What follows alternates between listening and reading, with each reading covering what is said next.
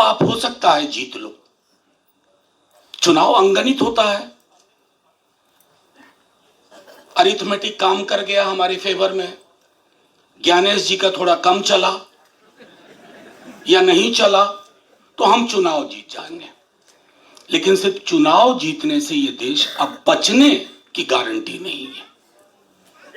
इसके social fabric को इतना तार तार कर दिया गया है कि शायद सदियां लगेंगी उसको रिट्रीव करने में, रिपेयर करने में। और ये बात मैं हल्के में नहीं कह रहा हूं, मैं कई दफा दोहरा चुका हूं कि जो ये जहर बोया गया है वो जहर इतिहास के पन्नों से निकल करके हमारी दैनंदिन की जिंदगी में ये घुस चुका है और हमारे पास कोई रास्ता नहीं दिख रहा है। कहां से लाएंगे गांधी, कहां से लाएंगे नेहरू, कहां से लाएंगे आजाद? वो उस दौर के थे जहां ऐसे लोग पैदा हुआ करते थे। अब की जो नस्लें हैं ना, उन नस्लों में वो चीज नहीं है। तो आपको इतिहास को भी बचाना है।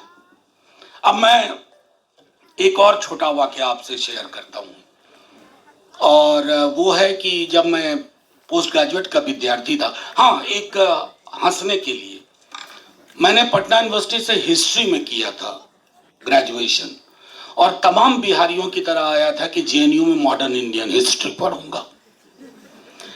जेएनयू को लग गया होगा कि ये ठीक नहीं है अपने लिए, तो मेरा दाखिला ही नहीं लिया। तो मैं पहुंच गया दिल्ली विश्वविद्यालय, वहां सोशल वर्क डिपार्टमेंट में आया, लेकिन वहां भी मैंने हिस्ट्री का ही काम किया। मैं हिस्टोरियन नहीं हूं, लेकिन हिस्ट्री को देखने का एक सलीका विकसित किया। मेरी दूसरी ख्वाहिश थी इरफान साहब के अंडर अलीगढ़ में पढ़ने की, वो ख्वाहिश भी पूरी नहीं हुई।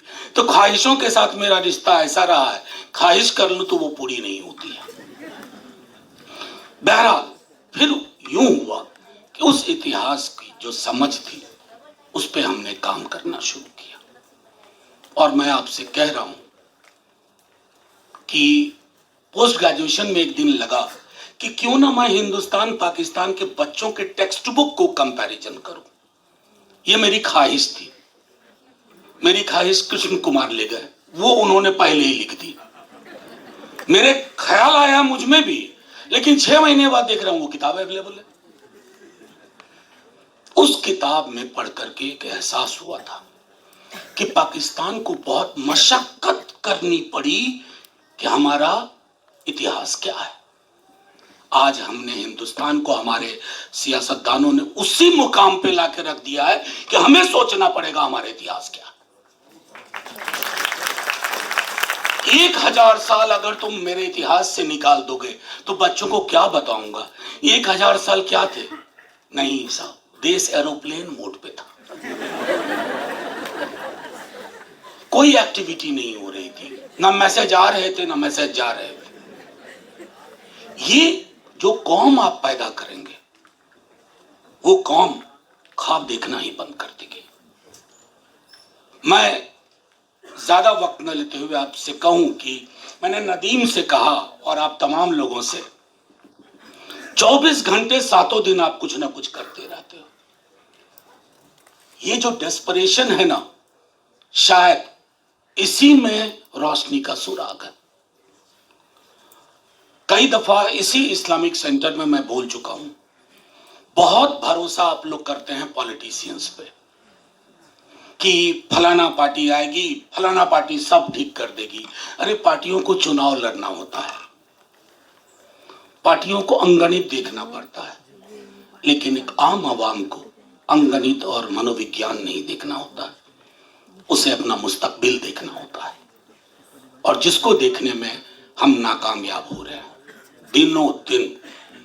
इसलिए जब अगली बार किसी सियासतदान से मिले तो उनके जयकारा से, जिंदाबाद से पहले उनसे कुछ सवाल भी पूछ लें कि जब ये हो रहा था तो आप कहां थे, जब वो हो रहा था आपने क्या बोला। और आखिरी मैं कहूंगा, अभी जो मैंने बात कही ना कि आजकल मायूसी से डील करने के लिए लिखने लगा हूं, अभी मैंने हाल में लिखा है, जो संभवतः आज ही रवाना करूंगा एक अंग्रेजी पाक्षिक में, वो है कि पार्टीशन स्टोरीज। इन दिनों मैंने पार्टीशन की कहानियां फिर से पढ़नी शुरू की हैं, तकसीम की कहानियां। चाहे खोल दो मंटो का, आप में से जिन लोगों ने नहीं पढ़ा पढ़िए। फिर दोहराऊंगा तोबा टेक सिंह, खुशवंत सिंह जी का ट्रेन टू पाकिस्तान, मनो माजरा, आग का दरिया, कुर्तुलन हैदर। मैं क्यों जिक्र कर रहा हूं इन तमाम अफसानों का? क्योंकि ये अफसाना नहीं थे, ये भोगा हुआ यथार्थ था। आज हम तकसीम के हालात में रह रहे हैं, और तकसीम के हालात, बस बस बस 18 मिनट भूल गया मैं। और तेरी कह दे, ना ना ना ना, हो गया। हाँ, अरे वो उनकी घड़ी, वो हमारे चेयरमैन साहब की तरह का घड़ी है। अच्छा खैर, मैं इसलिए कह रहा हूं कि तकसीम की तरह के हालात हैं, इसलिए उन कहानियों को बीता हुआ कल समझ करके मत पढ़िए, उन कहानियों को फिर से पढ़िए। ये हमारी आज की जिंदगी है, ये हम कल भी रहेंगे, चुनाव कोई भी जीते। छोटी पार्टी का हूं, मुझे पार्लियामेंट में भी कम ही वक्त मिलता है। तो शशि थरूर की एक नॉवेल है, right a love story. US में छपी थी राइट अ लव स्टोरी, लेकिन इंडिया में आकर के लव स्टोरी हटा दिया गया, राइट अ नॉवेल। उसमें एक कैरेक्टर है प्रिसिला हार्ट, विदेशी महिला है, हिंदुस्तान आती है, और ये राम जन्मभूमि बाबरी मस्जिद आंदोलन का दौर था। Priscilla falls in love with a district magistrate who was already married. जलीलगढ़ नाम की कोई जगह इमेजिनरी है। बाद में प्रिसिला आत्महत्या कर लेती है, खुदकुशी कर लेती है। मैं क्यों ये वाकया सुना रहा हूं, बस एक लाइन में खत्म करूंगा। तो प्रिसिला की माँ विदेश से आई, अपनी बेटी की डेड बॉडी और साथ में उसके स्क्रैप बुक्स को देखा, और उसने एक बात कही कि प्रिसिला की आदत थी लोगों में वो चीज देखना जो उनके अंदर था ही नहीं। नदीम साहब ने जब मुझसे कहा, इससे पहले मैं बताऊं कि व्हाट अ कोइंसिडेंस, इन दिनों मायूसी से डील करने का मैंने एक तरीका अख्तियार किया है। संसद में वक्त कम मिलता है, तो मैंने लिखना काफी शुरू किया है, और थैंकफुली अभी भी कुछ अखबार हैं जो डेमोक्रेटिक दिखने के चक्कर में अगर 3 पेज मोदी जी और अमित शाह जी को देते हैं तो एक छोटा कॉलम मुझे भी दे देते हैं, ताकि लगता रहे कि ना देश में डेमोक्रेसी बरकरार है। तो मैं उस बरकरार डेमोक्रेसी का थोड़ा फायदा ले रहा हूं। मैंने थोड़े दिन पहले एक आर्टिकल लिखा एक अखबार में, राही मासूम रजा, उनके लिए अभी हाल में मैंने पार्लियामेंट में, आप में से सब लोग वाकिफ होंगे, मैं प्रिज्यूम करता हूं, वो मेरे पीर हैं एक तरह से, कभी मिला नहीं, फ्रेंड फिलोसफर एंड गाइड। और दुख इस बात का है कभी मिल ही नहीं पाया, जब मिलने की औकात हुई तो वो दुनिया से रुखसत कर चुके थे। तो खैर, पटना से चल करके उनको पढ़ते पढ़ते तो उनकी एक नॉवेल पढ़ी, टोपी शुक्ला, और तोबा टेक सिंह आप सब जानते होंगे, सआदत हसन मंटो का। इन दो किरदारों के इर्द गिर्द मैंने एक अंग्रेजी में आर्टिकल लिखा।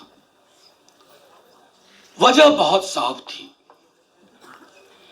क्या इरेज किया जा रहा है हमारे। मैं अक्सर अपने पॉलिटिकल दोस्तों को कहता हूं, अदीब साहब से कई दफा, सप्पल साहब